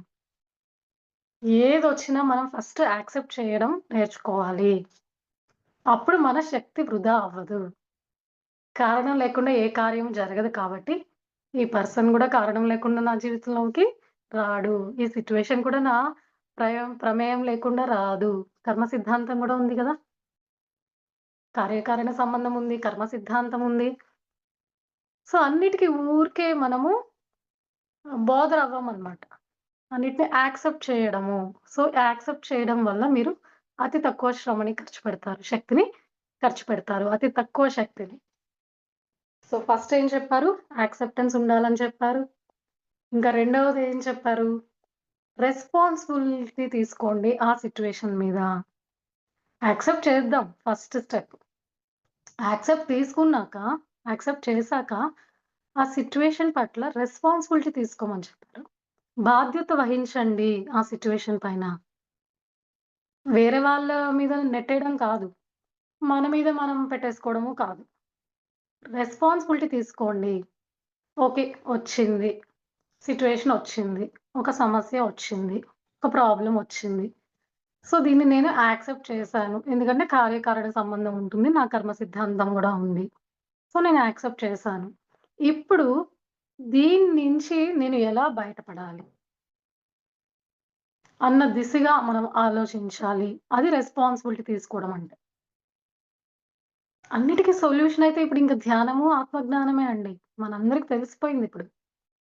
ఈ విధంగా మనం ముందుకు వెళ్ళాలి అని చెప్తున్నారు. సో, రెస్పాన్సిబిలిటీ తీసుకోండి. యాక్సెప్ట్ చేసి రెండవ పాయింట్ బాధ్యత వహించండి. ఆ సిట్యుయేషన్‌కి మీరు బాధ్యత వహించండి. ఎవరి మీద నెట్టేయొద్దు. దాని మీద బాధ్యత వహించి, దాని నుంచి నేనెలా బయట రాగలుగుతానన్న క్వెషన్ వేసుకొని, దానికి మీరు మీ వంతు మీరు కృషి చేయడం మొదలుపెట్టండి అని చెప్పారనమాట. అర్థమైందా అండి? రెండవది రెస్పాన్సిబిలిటీ తీసుకోవాలి. యాక్సెప్ట్ చేసేయాలి విషయాన్ని. తర్వాత మనం దాన్ని బాధ్యత వహించాలి ఆ సిట్యుయేషన్ పట్ల. అప్పుడు దానికి మనకి సొల్యూషన్ అనేది దొరుకుతది. ఆ సొల్యూషన్ యొక్క దారి మనకి కనపడతదని చెప్తున్నాననమాట. ఓకే. అట్లని చెప్పి రెస్పాన్సిబిలిటీ అంటే నాకు నేనే గదా కారణము. నా కర్మే గదా ఇవాళ ఇట్లా ఏడ్చింది. అలా మళ్ళీ మనకి మనం డిస్కరేజ్‌మెంట్ చేసుకోకూడదు. అట్లా అని చెప్పి ఇతరుల మీదనే నెట్టకూడదు. ఇతరుల మీద గూడా. 2 కాకుండా బాధ్యత వహించండి. తెలివిగా ఇప్పుడు నేను దీనికి నుంచి ఎలా బయటపడాలి అని ప్రణాళికబద్ధంగా మన టూల్స్‌ని, మన ఆధ్యాత్మిక సూత్రాల్ని పాటించి మనం బయటపడడానికి ప్రయత్నం చేయాలి. అప్పుడు విజయానికి మీరు చేరుతారు అని మనకి చెప్పారనమాట. అర్థమైందా అండి? Thumbs up. ఓకే అండి. సో, నెక్స్ట్ ఐదవ సూత్రానికొచ్చేసాం మనము. విజయానికి 7 ఆధ్యాత్మిక సూత్రాల్లో ఐదవది అయిన సంకల్పం మరియు కోరిక సూత్రం. విజయానికి 7 ఆధ్యాత్మిక సూత్రాల్లో ఐదవది law of intention and Dzire అన్నమాట. మనకెన్నో కోరికలుంటాయి. సంకల్పాలు చేస్తూ ఉంటాము. కోరికలు ఉంటాయి. ఈ కోరిక అనేది మనకెట్లా వస్తుంది? ఎక్కడి నుంచొస్తుంది? మన ఆత్మక్షేత్రం నుంచే వస్తుంది అని చెప్పారు. అవును కదండీ! మనకి ఒక కోరిక కలుగుతూ ఉంటుంది పదే, పదే, పదే. ఎక్కడి నుంచొస్తుంది? మన ఆత్మక్షేత్రంలో నుంచే వస్తుందది. ఆ కోరిక తీర్చుకోవడానికే ఈ జీవితాన్ని గూడా మనం ఎన్నుకొనొచ్చుంటాం. అవునా కాదా? ఆ కోరిక తీరకపోయుంటేనే మళ్ళీ ఈ జన్మ తీసుకోనుంటాం మనం. అంటే ఇది ఆత్మకు సంబంధమైంది కోరిక అని చెప్తున్నారు. ఓకే. సో, ఎప్పుడైతే మనకి ఈ కోరిక ఉందో, దాన్ని తీర్చుకునే శక్తి గూడా మనకి ఉంది అని చెప్పారు. ఎప్పుడుంది? అది తీర్చుకునే శక్తి గూడా మనకి అంటే, మనం ఈ శుద్ధ చైతన్య శక్తితో కనెక్ట్ అయ్యి ఉంటే. అన్నిటికి లింక్ అండి. అన్ని సూత్రాలకి బేస్ ఏంటి అంటే, శుద్ధ చైతన్య శక్తితో కనెక్షన్ ఏర్పరచుకోవడమే అన్నీ ఫాలో అయిపోతాయి. ఇవన్నీ కూడా మన గుణాలు మన సహజంగా మారిపోతూ ఉంటాయన్నమాట. సో, ఇక్కడ మనకేదైనా ఒక కోరిక కలిగింది అంటే, అది తీర్చుకునే శక్తి గూడా మనలో ఉంది అన్న ఎరుక గూడా మనకెప్పుడొస్తుంది అంటే, మనకి ఆత్మజ్ఞానము, ధ్యానంలో మనం శక్తి పొందడం వల్ల, జ్ఞానం పొందడం వల్ల, మనకి ఆ కోరికని, సంకల్పాన్ని తీర్చుకునే శక్తి గూడా మనకి వస్తుంది. ఇప్పుడు చాలా దగ్గరలో మీరు వినుంటారు. నేను ధ్యానంతో మంచి సంకల్పాన్ని పెట్టుకున్నాను. నేను తీర్చుకోగలిగాను అని వింటుంటాం మనం. ఎలా సాధ్యపడుతుంది వీళ్ళందరికీ ఇది అంటే, వాళ్ళు శుద్ధ చైతన్య శక్తితో కనెక్ట్ అయ్యారు. ఎప్పుడైతే ఆ చైతన్య శక్తితో కనెక్టెడ్‌గా ఉన్నారో, వాళ్ళు ఇవన్నిటిని కూడా తీర్చుకోగలిగే సామర్థ్యాన్ని పెంచుకోగలిగారు వాళ్ళ జీవితంలో. ఇది ఆయన చెప్పారనమాట. సో, కానీ అలా ఎలాంటి సంకల్పాలు మనం తీసుకోవచ్చు? అది లోక కళ్యాణానికి ఉపయోగపడేదిలా ఉండాలి. లేదంటే అది మన ఆత్మ పురోగతికైనా ఉపయోగపడేదిలా ఉండాలి. ఇలాంటి విషయాలకి ఆ చైతన్య శక్తి గూడా మనకి సపోర్ట్ చేస్తది. ఎలాంటివి అన్న విషయం గూడా మనం ఎరుకలో పెట్టుకొని, మనం వాటి పట్ల సంకల్పాలు తీసుకోవాలి. ఇప్పుడు పత్రిజీ సారు పెద్ద సంకల్పం తీసుకున్నారు. ధ్యాన జగత్ అయిపోవాలి, శాకాహార జగత్ అయిపోవాలి, పిరమిడ్ జగత్ అయిపోవాలి. ఇవన్నీ చెప్పారు గదండీ! పెద్ద సంకల్పం తీసుకున్నారా లేదా? కానీ ఇది ఒక లోక కళ్యాణం కోసమే గదా ఇవన్నీ తీసుకున్నారు. ఆల్రెడీ ఆయన ఇంకా కనెక్టెడ్‌గా ఉన్నారు కదా! శుద్ధ చైతన్య శక్తితోనే. తన చైతన్య శక్తి ఎంతో విస్తారంగా పెంచుకున్నారు కదా! ఇవన్నీ జరుగుతున్నాయి కదా! జరుగుతున్నాయి అంటే ఆ సంకల్పం లోక కళ్యాణం కోసము ఇలాంటి సంకల్పాలు నెరవేరుతాయి. సో, మన ఉద్దేశం కూడా ఎలాంటి సంకల్పాల్ని మనం పెడుతున్నాం అన్నది కూడా మనం గమనించుకుంటే, ఎప్పుడైతే మనం ఈ శుద్ధ చైతన్య శక్తితో అలైన్ అయితామో, అప్పుడు ఆటోమేటిక్‌గా అవి తీరుతాయి. మన కోరికలను కూడా మనం తీర్చుకోవచ్చు. సో, ఆత్మకి సాధించలేనిది ఏదీ లేదు. ఆత్మకన్నీ సాధ్యమే అన్న సూత్రం గూడా ఇక్కడ వర్తిస్తదన్నమాట. సో, ఎప్పుడు కూడా మనం లోక కళ్యాణానికి ఉపయోగపడే సంకల్పాలు తీసుకుంటే ఖచ్చితంగా మనం అవి నెరవేర్చుకునే శక్తి మనకి ఉంది. సో, దేనికి బంధింపబడని సూత్రము. ఆరవది దేనికి బంధింపబడని సూత్రము. Law of detachment. మొత్తం ఆధ్యాత్మిక సారమంతా ఇక్కడే ఉందండి. అవునా కాదా? Law of detachment. అన్నిట్లోనూ ఉంటూ, అందరితో ఉంటూ, దేనిని అంటుకోకుండా ఉండడమే లా ఆఫ్ డిటాచ్‌మెంట్ అంటే. ఇది చెప్పంగానే మీకొక ఫ్లవర్ గుర్తొచ్చేస్తది. ఏంటది? చెప్తారా ఎవరైనా? లోటస్. తామర పువ్వు. మన స్పిరిచ్యువల్ జర్నీకంతా గూడా ఇదే సింబల్ కదండీ! తామర పువ్వుని చూడగానే మన లైఫ్ అంతా కనపడుతది దాంట్లో. అది ఎంత బురదలో పెరుగుతదో, అంత బ్యూటిఫుల్‌గా పైన షైన్ అవుతూ ఉంటది. మనకు ఆనందాన్ని ఇస్తూ ఉంటది తామర పువ్వు. అది ఎంత బురదలో అయినా ఉండనివ్వండి. కానీ పైకి వచ్చి మనందరికి ఆనందాన్ని ఇస్తుంది. బ్యూటిఫుల్‌గా మారింది లోటస్. అదే మన జీవిత సిద్ధాంతం గూడా. మనం ఇప్పుడు ఈ జీవితం అనే బురదలో ఉన్నాం అనుకుంటే, ఉన్నా కూడా మనం తామర పువ్వులాగా పైకి షైన్ అవ్వాలి అని చెప్పే సిద్ధాంతమే ఇక్కడ తామర పువ్వనమాట. డిటాచ్‌మెంట్. ఇంకోటి తామరాకు మీద నీటి బొట్టులాగా ఉండడము. ఇది మనం ట్రై చేస్తూ ఉంటున్నాం ఇప్పుడు. అంతే గదండీ! సో, తామరాకు మీద నీటి బొట్టు వేస్తే అది అంటకుండా ఉంటది. కానీ బొట్టయితే ఉంది నీటి బొట్టు. కానీ అది అంటుకోదు. అలానే ఉండాలి మనం కూడా అని చెప్పే జీవిత సిద్ధాంతం ఈ తామర పువ్వు ఫిలాసఫీ అన్నమాట. దేనికి బంధింపకుండా ఉండాలి. బంధింపబడకుండా ఉండాలి. ఇప్పుడు మనకి పత్రిజీ సార్ గూడా అదే చెప్పారు గదా! సంసారంలోనే ఉండండి. కానీ దేన్ని అంటించుకోకండి. ఉంటూనే నిర్వాణం చెందండి అని మనకి సింపుల్‌గా అందించేసారు. అన్నీ వదిలేసి అందరికి దూరంగా ఉండి సాధించేది కాదు కరెక్ట్.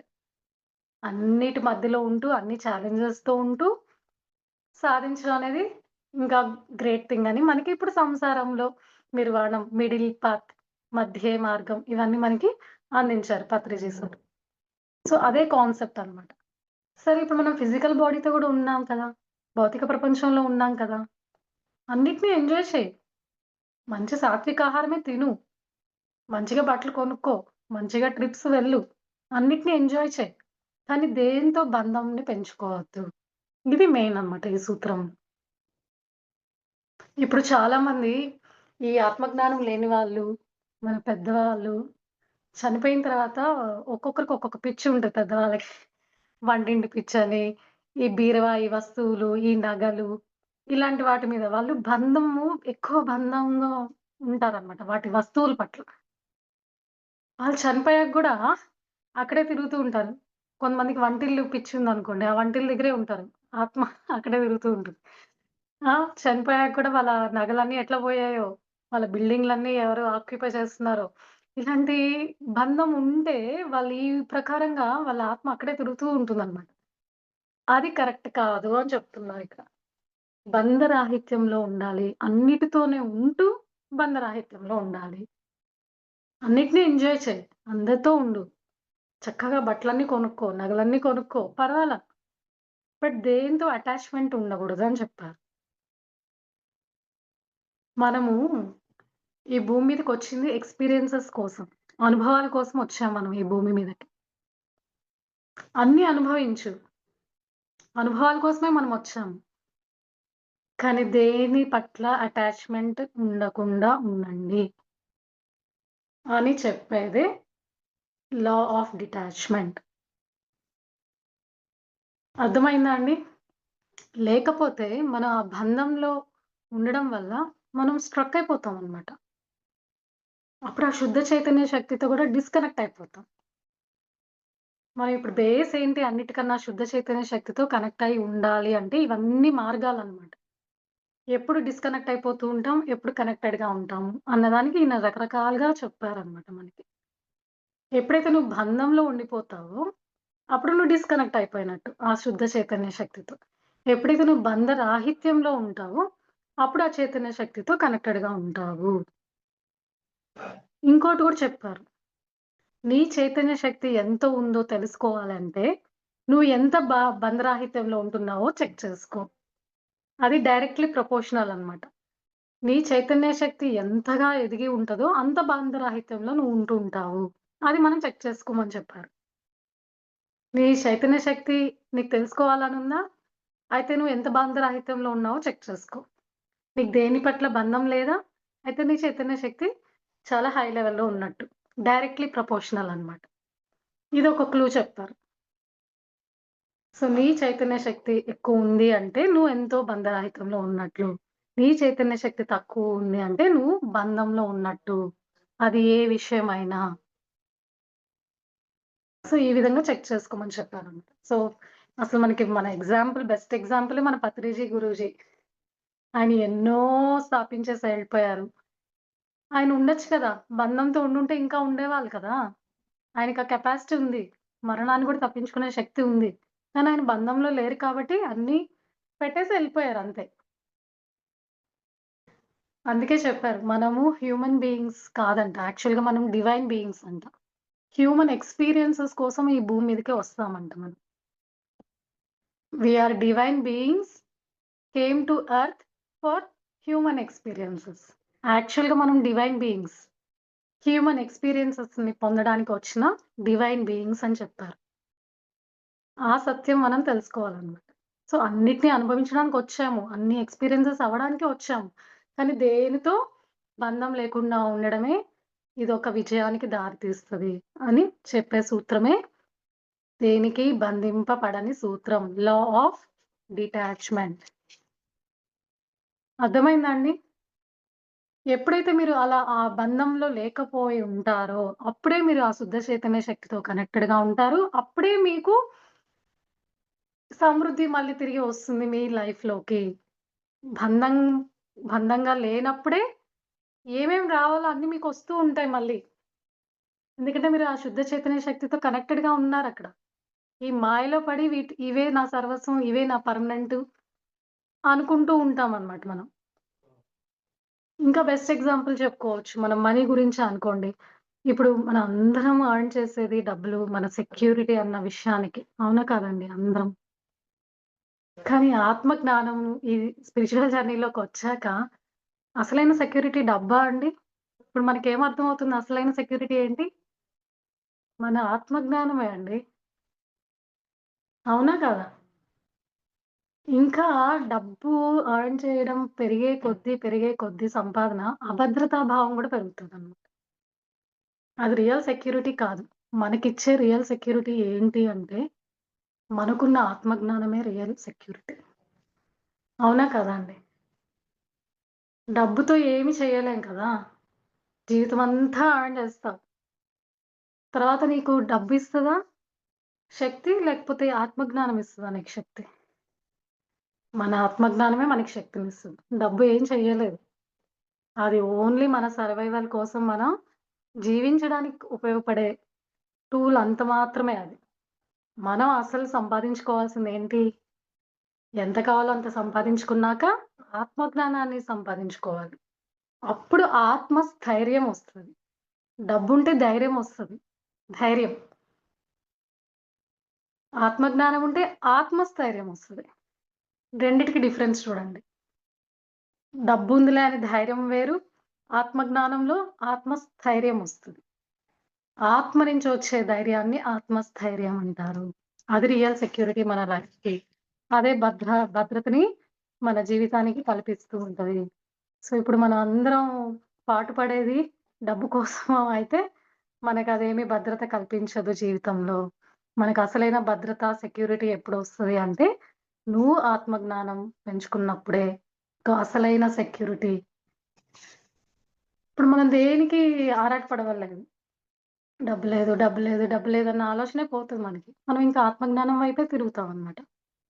ఈ దిశగా మనం ప్రయాణించినప్పుడు మనకి భద్రత ఆటోమేటిక్‌గా వచ్చేస్తది. ఎందుకంటే ఇక్కడ మనం శుద్ధ చైతన్య శక్తితో కనెక్ట్ అయిపోతున్నాం కాబట్టి, మనకి భద్రత ఏర్పడిపోయింది ఆల్రెడీ.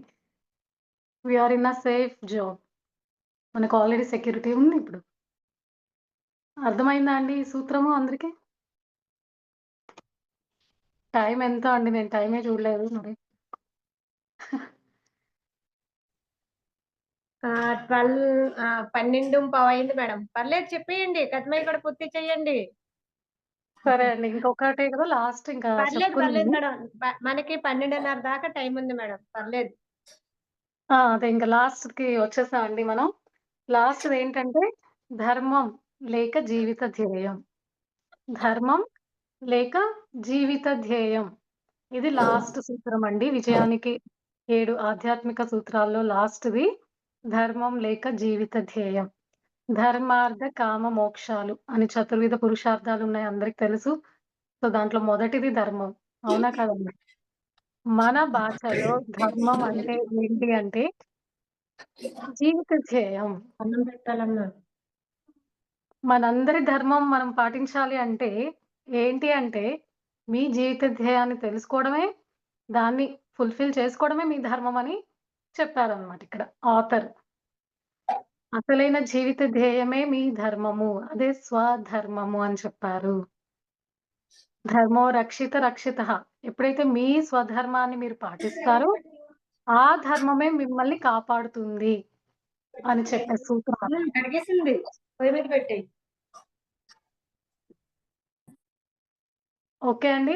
సో, ఇక్కడ ధర్మం లేక జీవిత ధ్యేయం అనేది అతి ముఖ్యమైన సూత్రం అన్నమాట విజయానికి. అసలైన విజయం సాధించడం అనేది ముందు నేనొక మీనింగ్ చెప్పాను మీకు 2, 3 రకాల మీనింగ్స్‌లో అసలైన విజయం సాధించడం ఏంట్రా అంటే, నీ జీవిత ధ్యేయాన్ని తెలుసుకొని, ఆ దిశగా జీవితాన్ని సార్థకత చేసుకోవడమే అసలైన విజయం. ఇప్పుడు నేను గూడా అదే ఆ ప్రాసెస్‌లోనే ఉన్నాను. తెలుసుకున్నాను అసలైన విజయం ఏంటో. సో, దాని దిశగా ప్రయత్నం చేస్తూ ఉన్నానండి. ఈ మార్గంలో ఉండడం వల్లనే మనకి ఇది గూడా బోధపడతది. ఎందుకు చేయాలి ధ్యానము? ఎందుకు ఈ ఆత్మజ్ఞానము? ఎందుకు మనం ఆ చైతన్య శక్తితో కనెక్ట్ అవ్వాలి అంటే, మన పర్పస్ ఆఫ్ లైఫ్ మనం తెలుసుకోవచ్చు. మన జీవిత ధ్యేయానికి మ్యాచ్ అయిపోవచ్చు. అప్పుడే మన సోల్ ఎదుగుతదని మనకు తెలుసు. మన జీవితం సార్థకత చెందుతది. మనమొచ్చిన ఈ భూమి మీద పని కంప్లీట్ అవుతది అన్న ఎరుక ఎప్పుడు వస్తదిరా అంటే, మీరు జీవిత ధ్యేయాన్ని తెలుసుకొని, ఆచరించి ఫుల్‌ఫిల్ చేసినప్పుడు అసలైన విజయం. జీవిత లక్ష్యం అనేది ముందు తెలుసుకోవాలి.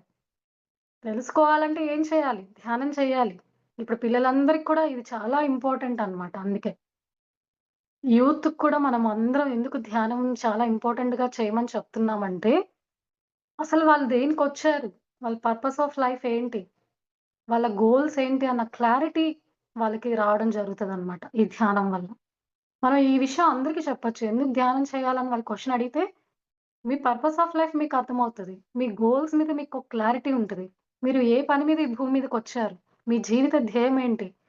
ఇవన్నీ మీరు తెలుసుకుంటారు. ధ్యానంలో మీకు తెలుస్తది అని మనం చెప్పొచ్చనమాట. మన స్వధర్మం తెలుసుకుంటాము. అర్థమైందండి? ఒకవేళ మీరు తెలుసుకోగలిగితే, మీరింక విజయం సాధించినట్టే. ఇంక దాని దిశగా మీరు ప్రణాళిక వేసుకుంటూ పోతూ ఉంటారు కదా! ఇప్పుడు సరిత మేడం జీవిత ప్రణాళిక అదేనేమో. ప్రతిరోజు తను ఈ ప్రణాళికబద్ధంగా ఒక్కొక్క మాస్టర్‌ని తను తీసుకురావడము, క్లాస్ చెప్పించడము, ఎంతో మందికి జ్ఞానాన్ని స్ప్రెడ్ చేస్తున్నారావిడ. తన పర్పస్ ఆఫ్ లైఫ్ తనకి తెలిసింది. ఇంకా ఆ దిశగా తను ఆగట్లేదింక. ఆపమన్నా ఆగదు. అన్‌స్టాపబుల్ సరిత మేడం గారు. సో, ఇంక తను ముందుకెళ్తుంది. తను అక్కడ ఎంతో ఆనందాన్ని చవిచూస్తున్నారనుకుంటున్నాను. అవునా కదా మేడం? సరిత మేడం.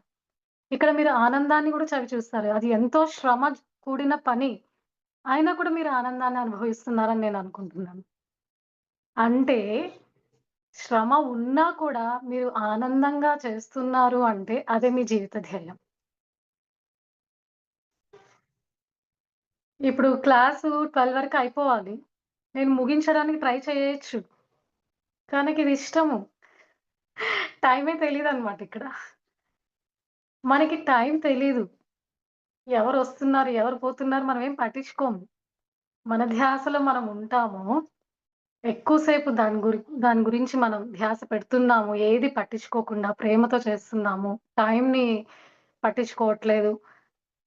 అలా ఉన్నప్పుడు అదే మీ జీవిత ధ్యేయం అని మీకర్థమవ్వాలి. మీరు గమనించుకోవచ్చు. ఎవరి జీవితంలో వాళ్ళు ఏదైనా చేస్తుంటే మీరు అది 200% హ్యాపీనెస్ ఇస్తుందా? ఆ పని చేయడం వల్ల అనేది మీరు చెక్ చేసుకోవాలి. అలా ఇస్తుంది అంటే అది మీ జీవిత ధ్యేయం అని మనం క్లారిటీ తెచ్చుకోవచ్చనమాట. అక్కడ మీకు టైం తెలీదు. మీరు ఎంతో ప్రేమతో చేస్తూ ఉంటారు. ఓకే. అది ఎంత చేసినా మీకు ఎనర్జీ వస్తున్న ఫీలింగ్ ఉంటది. ఇలాంటివన్నీ ఉన్నాయి అంటే అది మీ జీవిత ధ్యేయం అని మీరు నిర్ధారణ చేసుకోవచ్చు. ఓకే. ఈ ఈ ప్రొసీజర్‌లో ఇలా తెలుసుకున్నాక దాన్ని ఆచరించినప్పుడు, ఆ దిశగా మనం ప్రయాణం చేస్తున్నప్పుడు మీకు సేవ గూడా చేయాలనిపిస్తది ఆ ప్రొసీజర్‌లో. ఎప్పుడు ఏదో చేయాలి, ఇంక సేవ అన్న ఫీలింగ్ గూడా మీకు ఉత్పన్నమవుతదనమాట. మీరెప్పుడైతే జీవిత ధ్యేయంతో అలైన్ అయ్యి, ఆ దిశగా ప్రయత్నం చేస్తూ ఉంటారో, సేవ అన్న కాన్సెప్ట్ గూడా మీ మైండ్‌లోకొస్తది. సేవ చేయాలి. ఈ సమాజానికి నేను ఏమైనా చెయ్యాలి. ఈ సమాజానికి నా వంతు నేను ఏదైనా చేయాలి. ఇలా క్వెషన్ వేసుకోమని చెప్పారు. నేను ఈ సమాజానికి ఏమైనా చేయగలుగుతానా? అన్న క్వెషన్ వేసుకోవాలి.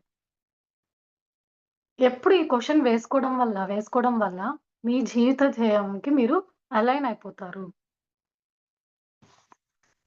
ఇప్పుడు పరిస్థితి ఎలా ఉంది? చేస్తే నాకేంటి? అది చేసినందువల్ల నాకేంటి? నాకేంటి అన్న దానంలో మనం ఆల్‌వేస్ స్ట్రక్ అయిపోతూ ఉంటాం. అలా కాకుండా నా నుంచి ఈ సమాజానికి ఏం వెళ్ళాలి?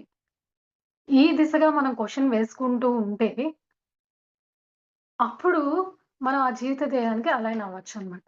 ప్రతి ఒక్కరికి ఏదో ఒక యూనిక్ టాలెంట్ ఇవ్వబడిందండి. దాని ముందు మనం తెలుసుకోవాలి. ప్రతి ఒక్కరు యూనిక్ అన్నమాట. ప్రతి పర్సను యూనిక్. ఏదో ఒక టాలెంట్ ఇవ్వబడి ఉంది. దాని ముందు మీరు తెలుసుకోండి. తెలుసుకొని దాన్ని చేరుకోవడానికి మీ వంతు మీరు కృషి చేయండి. ఎప్పుడైతే ఈ విధంగా మీరు ముందుకు వెళుతారో, అప్పుడు మీరు విజయాన్ని సాధించినట్లే. మీ జీవిత ధ్యేయానికి చేరువవుతున్నారు. ఆ జీవిత ధ్యేయం ఎలా మీరు తెలుసుకోవాలి అంటే, మీరు ధ్యానం వల్ల తెలుసుకోవచ్చు. ధ్యానం వల్ల మీరు తెలుసుకోవచ్చు మీ జీవిత ధ్యేయం ఏంటి. మీకు నచ్చిన విషయాలు మీకు తెలిసుంటుంది. మీలో ఉన్న టాలెంట్స్ మీకే తెలిసుంటది. వాటినంతా పరిశీలించండి. ఏది ఎక్కువ ఇష్టపూర్వకంగా చేస్తున్నారో గమనించండి. ఆ పనిని పట్టుకోండి. అది మీ జీవిత ధ్యేయం అయ్యి ఉండొచ్చు. అందుకే పిల్లల్ని కూడా మనం ఎప్పుడు ఫోర్స్ చేయకూడదు. నువ్వు డాక్టరే అవ్వాలి, ఇంజినీరే అవ్వాలి. ఇలా మనం రెస్ట్రిక్ట్ చేయకూడదు. వాళ్ళకి ఒక స్వేచ్ఛనివ్వాలి. వాళ్ళకి కూడా ధ్యానం నేర్పియడం వల్ల, ఆ స్వేచ్ఛ ఇవ్వడం వల్ల, వాళ్ళ యొక్క గోల్స్ ఏంటో వాళ్ళకి క్లారిటీ వస్తుంది. అందుకే మనం 8 ఏళ్ల పిల్లల నుంచి కూడా ధ్యానంని నేర్పించాలి. ఎందుకంటే, వాళ్ళ జీవిత ధ్యేయానికి వాళ్ళు అలైన్ అయిపోయే ఛాన్సెస్ ఉన్నాయి. ధ్యానంలోకి రావడం వల్ల. అప్పుడు సక్సెస్ వాళ్ళు అందుకోరు. సక్సెస్ వీళ్ళని ఫాలో చేస్తదనమాట. ఆటోమేటిక్‌గా సక్సెస్ అనేది వీళ్ళని ఫాలో చేస్తది. ఎందుకంటే వాళ్ళకిష్టమైన పని కోసమే వాళ్ళొచ్చారని తెలుసుకుంటారు కాబట్టి, ఆ దిశగానే వాళ్ళు ప్రయాణం చేస్తూ ఉంటారు. ఇప్పుడు మీరు చూసిన హై ఎఫెక్టివ్ సక్సెస్‌ఫుల్ పీపుల్ మన భారతదేశంలో కానీ, మన వరల్డ్ వైడ్‌లో కానీ, వాళ్ళు అనుకున్నది వాళ్ళు సాధించారంటే వాళ్ళక్కడ ఎంతో సక్సెస్‌ని చూస్తారు. సక్సెస్‌ని ఎలా పొందాలి అంటే, మనం దేనికోసమొచ్చామో దాన్ని ఛేదించడమే. ఇప్పుడు 'సచిన్ టెండూల్కర్' తను చిన్నప్పుడే కనుక్కున్నారు వాళ్ళ నాన్న. తను క్రికెటర్. మంచిగా బ్యాట్ పెట్టుకొని ఆడుతూ ఉంటే, సచిన్‌కి కూడా అర్థమైంది. ఇదే నా జీవిత ధ్యేయం అని ఆయనకి క్లారిటీ వచ్చింది ఆ ఏజ్‌లోనే. కాబట్టి ఆ లైన్‌లోనే వెళ్లారు కాబట్టి ఇవాళ ఇంత సక్సెస్‌ఫుల్‌గా మనం చెప్పుకుంటున్నాం ఆయన్ని. ఒక ఇన్‌స్పిరేషన్‌గా తీసుకుంటున్నాం. అలా ప్రతి ఒక్కరికి ఏదో ఒక టాలెంట్ ఇవ్వబడుంది. అది చిన్నప్పటి నుంచే మనం గమనించుకోవాలి. అప్పుడు దాంట్లో ప్రయాణం చేసినప్పుడు విజయం మిమ్మల్ని వరిస్తుంది. మీరేం విజయాన్ని దగ్గరికెళ్ళక్కర్ల. విజయం మీ దగ్గరికొచ్చేస్తది. మీరు అలైన్ అయిపోయారు. మీరొచ్చిన పర్పస్ కంప్లీట్ చేసుకోబోతున్నారు. మీరు తెలుసుకున్నారు ఫస్ట్. అది తెలుసుకోవడమే చాలా ఇంపార్టెంటు అని మనకిక్కడ ఆథర్ చెప్పారు. సో, ఈ విధంగా ఎప్పుడైతే మన పర్పస్ ఆఫ్ లైఫ్, మన జీవిత ధ్యేయాన్ని మనం తెలుసుకుంటామో, ఆ దిశగా మనం ప్రయాణం చేస్తామో, అప్పుడు మనకి సేవ గూడా చేయాలన్న ఆలోచన మనలో ఉత్పన్నం అవుతదని చెప్తున్నారు. ఇలా వెళ్ళడం వల్ల సక్సెస్‌తో పాటు పీస్ ఆఫ్ మైండ్ గూడా మీకు ఉంటుంది లైఫ్‌లో. కొంతమంది చూడండి చాలా సక్సెస్‌ఫుల్ పీపుల్ ఉంటారు వరల్డ్ వైడ్‌లో. కానీ వాళ్ళకి మనశ్శాంతి ఉండదు. వాళ్ళు మెటీరియల్‌గా కొన్నిటిని సాధించేసుంటారు. కానీ వాళ్ళు ఎక్కడో డీవియేట్ అయిపోయారు లైఫ్‌లో. వాళ్ళకి పీస్ ఆఫ్ మైండ్ ఉండదు. ఎప్పుడైతే మనం అనుకున్నది మనం వచ్చిన కారణం మనకి తెలిసిందో, దాని ప్రకారం మనం ముందుకు వెళ్తూ ఉంటామో, సక్సెస్సు వస్తది. పీస్ ఆఫ్ మైండ్ గూడా వస్తదనమాట. A satisfied life is better than a successful life అన్న కోట్ ఉంది. సక్సెస్‌ఫుల్ లైఫ్ కాదు ఇంపార్టెంట్. సాటిస్ఫైడ్ లైఫ్ అనేది ఇంపార్టెంట్. నేను డాక్టర్ అవుతానే నాకు సాటిస్ఫైడ్ లైఫ్ ఉంటదా అనుకునే వాళ్ళకి ఓకే. సక్సెస్‌ఫుల్ ఇంపార్టెంట్ కాదు. సాటిస్ఫాక్షన్ అనేది ఇంపార్టెంట్ ఫైనల్‌గా. అప్పుడు మన హెల్త్ గూడా ఖరాబ్ అవ్వకుండా మనతోనే హెల్తీగా మనం పీస్ ఆఫ్ మైండ్‌తో ఉండడం వల్ల మంచి హెల్తీగా గూడా ఉంటాం. సక్సెస్ ఫాలో అవుతది. హెల్త్ గూడా మనకి ఫాలో అవుతది. ఎప్పుడు కరెక్ట్‌గా మీ జీవిత ధ్యేయానికి మీరు అలైన్ అయినప్పుడు. ఇది ఎలా సాధ్యము? ధ్యానం వల్ల, శుద్ధ చైతన్య శక్తితో కనెక్షన్ వల్ల, వీటి వల్ల మనకి కనెక్షన్ వల్ల మన జీవిత ధ్యేయం ఎరుకలోకొచ్చి, మనం దాన్ని సాధించుకుంటే అప్పుడు మనకి మనశ్శాంతి కూడా ఉంటది. సక్సెస్ మన చెంతకి చేరుతుంది. అని ఈ విధంగా మనకి సక్సెస్ సూత్రాలు చెప్పారండి దీపక్ చోప్రా గారు. సింపుల్‌గా చెప్పానివాళ. ఇంకా మనం చాలా ఎగ్జాంపుల్స్ దీన్ని చాలా 7 డేస్ కానీ, 3 డేస్ కానీ అలా చెప్పుకోవచ్చు. సో, బేసిక్ అయితే నాలెడ్జ్ ఐ థింక్ మీకందరికీ అర్థమైందనుకుంటున్నాను. ఓకే అండి. ఇది ఇవాళ నేను చెప్పాలనుకున్న టాపిక్. థాంక్ యూ అండి. Thank you madam. Thank you so much madam. For you మీకోసం ఛానల్కి వచ్చి ఎంతో గొప్ప ఆత్మజ్ఞానాన్ని అందించారు మేడం. Thank you madam.